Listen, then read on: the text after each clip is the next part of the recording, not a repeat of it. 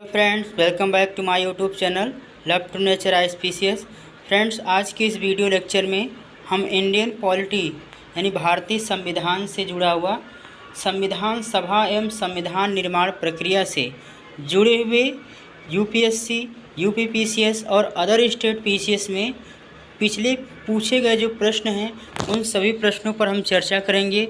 आगामी आने वाले यूपीपीसीएस या यूपीएससी या अदर स्टेट पीसीएस प्रीलिम्स 2023 या अदर एग्ज़ामों के लिए ये महत्वपूर्ण हैं। आइए शुरुआत करते हैं। पहला प्रश्न है, भारत के लिए संविधान की रचना हेतु संविधान सभा का विचार निम्नलिखित में से सर्वप्रथम किसने प्रस्तुत किया था। फ्रेंड्स, आपके 4 विकल्प दिए हैं। इन 4 विकल्प में से आपको चुनना है कि कौन सा सही है। ठीक है, आप प्रश्न के उत्तर मन में सोच सकते हैं, हम आपको प्रश्न का उत्तर बताते चलेंगे। तो इस प्रश्न का जो सही उत्तर है वो ऑप्शन ए है, स्वराज पार्टी ने 1934 में। चलिए आगे बढ़ते हैं। अगला प्रश्न है कि स्वतंत्रता के पूर्व के दिनों में प्रारंभ में किसने संविधान निर्मात्री सभा का विचार प्रस्तुत किया था। आपके विकल्प दिए हैं, आप इन विकल्प को पढ़कर आंसर जवाब दीजिए। इस प्रश्न का जो सही उत्तर है ऑप्शन ए, एम.एन. राय। चलिए आगे बढ़ते हैं, अगला प्रश्न देखते हैं। अगला प्रश्न है, एक निर्वाचित संविधान सभा द्वारा भारत के संविधान का निर्माण करने का प्रस्ताव किया गया था। तो इस प्रश्न का जो सही उत्तर है ऑप्शन सी, क्रिप्स मिशन द्वारा। चलिए आगे बढ़ते हैं। अगला प्रश्न है, कैबिनेट मिशन योजना के अंतर्गत संविधान निर्मात्री परिषद में प्रत्येक प्रांत को आवंटित सदस्य संख्या निर्धारित करने के लिए एक प्रतिनिधि कितनी जनसंख्या के अनुपात में था। तो इस प्रश्न का जो सही उत्तर है ऑप्शन बी, 10 लाख व्यक्ति। चलिए आगे बढ़ते हैं। अगला प्रश्न है, इन व्यक्तियों में से कौन कैबिनेट मिशन का सदस्य नहीं था। इनमें से 3 जो कैबिनेट मिशन के सदस्य थे और 1 नहीं। तो वो प्रश्न का जो सही उत्तर है ऑप्शन ए, विलियम वुड। चलिए आगे बढ़ते हैं। अगला प्रश्न है, भारतीय संविधान सभा का गठन किया गया था। तो इस प्रश्न का जो सही उत्तर है ऑप्शन सी, कैबिनेट मिशन योजना 1946 के अंतर्गत। चलिए आगे बढ़ते हैं। अगला प्रश्न है, 1946 में निर्मित अंतरिम सरकार में कार्यपालिका परिषद के उप सभापति थे। तो इस प्रश्न का जो सही उत्तर है ऑप्शन ए, जवाहरलाल नेहरू। चलिए आगे बढ़ते हैं, अगला प्रश्न देखते हैं।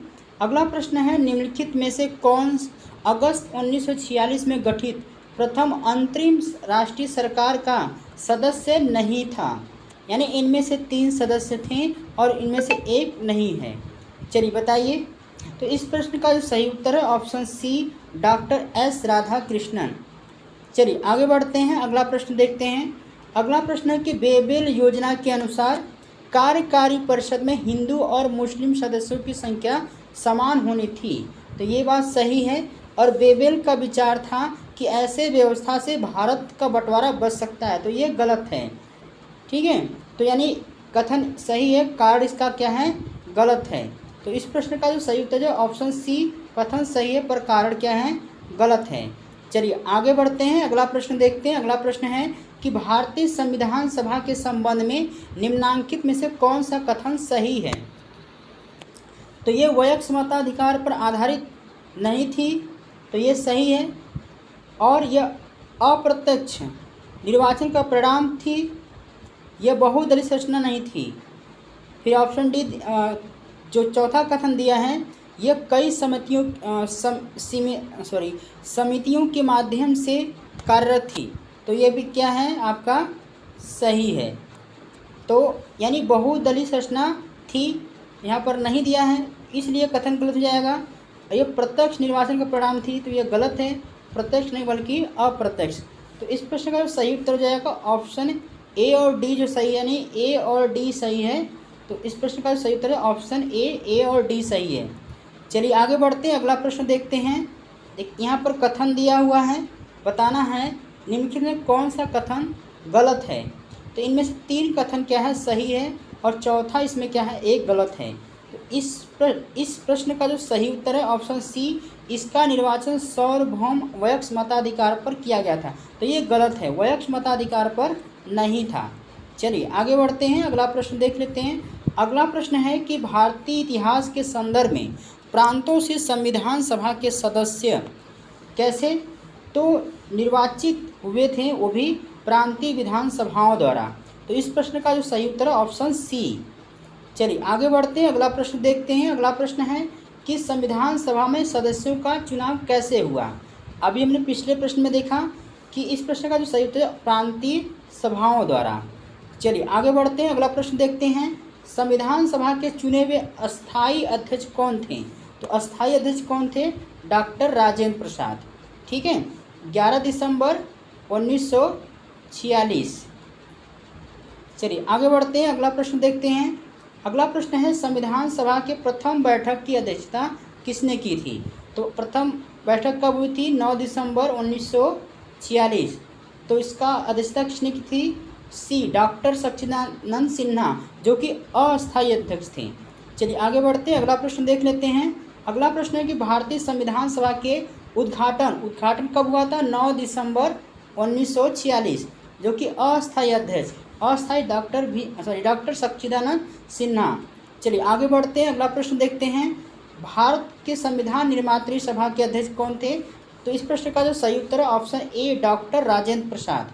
चलिए आगे बढ़ते हैं, अगला प्रश्न देखते हैं। अगला प्रश्न, भारतीय संविधान सभा के स्थापना कब की गई थी। तो इस प्रश्न का जो सही उत्तर है ऑप्शन बी, 9 दिसंबर 1946 को। चलिए आगे बढ़ते हैं, अगला प्रश्न देखते हैं। संविधान सभा की प्रथम बैठक कब हुई थी। तो इस प्रश्न का जो सही उत्तर है ए, 9 दिसंबर 1946 को।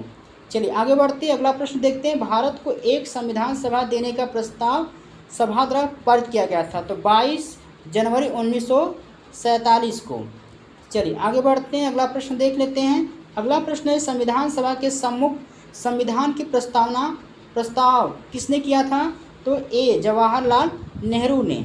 चलिए आगे बढ़ते हैं, अगला प्रश्न देखते हैं। संविधान सभा में उद्देश्य प्रस्ताव निम्न से एक द्वारा प्रस्तुत किया गया था। तो 20 का सही उत्तर है पंडित जवाहरलाल नेहरू द्वारा। चलिए आगे बढ़ते हैं, अगला प्रश्न देखते हैं। अगला प्रश्न है भारतीय संविधान के निर्माण से संबंधित निम्नलिखित कथनों में से कौन सा सही है। इनमें से आपको सही कथन चुनना है। तो इस प्रश्न का जो सही उत्तर हो जाएगा कि पंडित नेहरू के उद्देश्य प्रस्ताव को जो संविधान सभा द्वारा स्वीकार किया गया था, संविधान के निर्माण पर असर था। उद्देशिका बहुत महत्वपूर्ण उद्देश्यों की पूर्ति करती है। तीसरा कथन दिया है संविधान को भारत के लोगों ने आदेशित किया है। और कथन 4 दिया है कि राज्य के मुखिया को लोग प्रत्यक्ष रूप से निर्वाचित करते हैं। तो इसमें जो सही उत्तर है वो सभी आपके कथन चारों सही हैं। चलिए आगे बढ़ते अगला प्रश्न देखते हैं। भारतीय संविधान के बनाने हेतु भारतीय संविधान सभा के कुल कितने अधिवेशन हुए थे। तो कुल अधिवेशन कितने में थे, सी यानी 12 इसके अधिवेशन कुल हुए थे। चलिए आगे बढ़ते अगला प्रश्न देखते हैं। भारतीय संविधान सभा के अंतिम बैठक कब हुई थी। तो 24 जनवरी 1950 को भारत के संविधान सभा की अंतिम बैठक हुई थी। चलिए आगे बढ़ते हैं अगला प्रश्न देखते हैं। अगला प्रश्न है कि भारत के संविधान निर्माण समय में कितना समय लगा था। तो 2 वर्ष 11 माह 18 दिन लगा था। चलिए आगे बढ़ते हैं अगला प्रश्न देखते हैं। अगला प्रश्न है कि भारतीय संविधान के निर्माण के समय संवैधानिक सलाहकार कौन थे। तो इस प्रश्न का जो सही उत्तर ऑप्शन सी, BN राव थे। चलिए आगे बढ़ते हैं अगला प्रश्न देख लेते हैं। अगला प्रश्न है कि भारतीय संविधान का प्रथम प्रारूप तैयार किया गया था। तो इस प्रश्न का जो सही उत्तर ऑप्शन बी, BN राव द्वारा। चलिए आगे बढ़ते हैं अगला प्रश्न देखते हैं। अगला प्रश्न है कि भारत का संविधान पूर्ण रूप से कब तैयार हुआ था। तो तैयार तो हो गया था 26 नवंबर 1949 को ही, पर लागू कब किया गया, 26 जनवरी 1950 को। तो प्रश्न पूछ रहा है कि पूर्ण रूप से तैयार हुआ तो 26 नवंबर 1949 को सही उत्तर है। चलिए अगले प्रश्न है आपका, भारतीय संविधान को सभा द्वारा अंगीकृत किया गया था। तो इस प्रश्न का जो सही उत्तर है ऑप्शन ए, 26 नवंबर 1949 को। चलिए आगे बढ़ते हैं अगला प्रश्न देखते हैं। अगला प्रश्न है कि संविधान सभा द्वारा भारतीय संविधान को स्वीकृत किया गया था। तो स्वीकृत कब किया गया था, सी, 26 नवंबर 1949 को। आगे बढ़ते हैं अगला प्रश्न है कि भारतीय संविधान कब लागू, अब यहाँ पर लागू पूछ रहा है। तो इस प्रश्न का जो सही उत्तर जो ऑप्शन ए 26 जनवरी 1950 को। चलिए आगे बढ़ते हैं। अगला प्रश्न है, संविधान को 26 जनवरी 1949 के दिन लागू करने का निर्णय इसलिए किया गया क्योंकि, आपके देखिए विकल्प दिए हुए हैं, विकल्प को देख लीजिए। इस प्रश्न का जो सही उत्तर ऑप्शन ए, कांग्रेस ने इस तिथि को 1930 में स्वतंत्रता दिवस के रूप में मनाया था। ठीक है, चलिए आगे बढ़ते हैं। अगला प्रश्न है, भारतीय संविधान को अपनाया गया था तो किसके द्वारा, ए संवैधानिक सभा द्वारा। आगे बढ़ते हैं। अगला प्रश्न है, भारत का संविधान अंगीकृत या अधिनियमित हुआ था। इस प्रश्न का जो सही उत्तर है ऑप्शन सी 26 नवंबर 1949 को। चलिए आगे बढ़ते हैं। अगला प्रश्न देखते हैं। देखिए दिए गए दो वक्तव्य हैं, इन वक्तव्यों को पढ़िए। भारत का संविधान देश की आवश्यकताओं की पूर्ति करता है, तो कथन तो सही है, और इसका एक गृहीत संविधान कहा जाता है क्योंकि भारतीय संविधान से विभिन्न देशों से कुछ न कुछ लिया गया है, पर इसका सही व्याख्या नहीं कर रहा है। तो बी सही है, ए और दोनों सही है, पर ए आर की व्याख्या नहीं, स्पष्टीकरण नहीं है। तो इस प्रश्न का सही उत्तर बी हो जाएगा। चलिए आगे बढ़ते हैं। अगला प्रश्न देखते हैं। अगला प्रश्न है कि संविधान सभा में वयस्क मताधिकार को 15 वर्ष के लिए स्थगित करने की बात किसने कही थी। तो इस प्रश्न का जो सही उत्तर ऑप्शन सी मौलाना आज़ाद ने। चलिए आगे बढ़ते हैं। अगला प्रश्न देखते हैं। अगला प्रश्न है कि निम्नलिखित में से किसने सुझाव दिया था कि भारत की स्वतंत्रता के बाद भारतीय राष्ट्रीय कांग्रेस को एक राजनीतिक दल के रूप में भंग कर दिया जाना चाहिए। तो इस प्रश्न का जो सही उत्तर है ऑप्शन डी महात्मा गांधी ने। अभी हाल ही में CDS 2023 का परीक्षा संपन्न हुआ है 16 अप्रैल को, तो इसमें ये प्रश्न पूछा गया था। चलिए आगे बढ़ते हैं। अगला प्रश्न है आपका कि किसने कहा था संविधान सभा कांग्रेस थी और कांग्रेस भारत था। तो इस प्रश्न का जो सही उत्तर है ऑप्शन ए ऑस्टिन। चलिए आगे बढ़ते हैं। अगला प्रश्न देख लेते हैं। अगला प्रश्न है कि भारतीय संविधान सभा में कुल कितनी महिलाएं सदस्याएं थी। तो इस प्रश्न का जो सही उत्तर है ऑप्शन ए 15 सदस्याएं थी। तो इस प्रकार ये रहे आपके प्रश्न जो प्रीवियस ईयर एग्जामों में पूछे गए थे। ठीक है फ्रेंड्स, फिर हम अगले वीडियो लेक्चर में लेंगे। तब तक के लिए जय हिंद, जय भारत।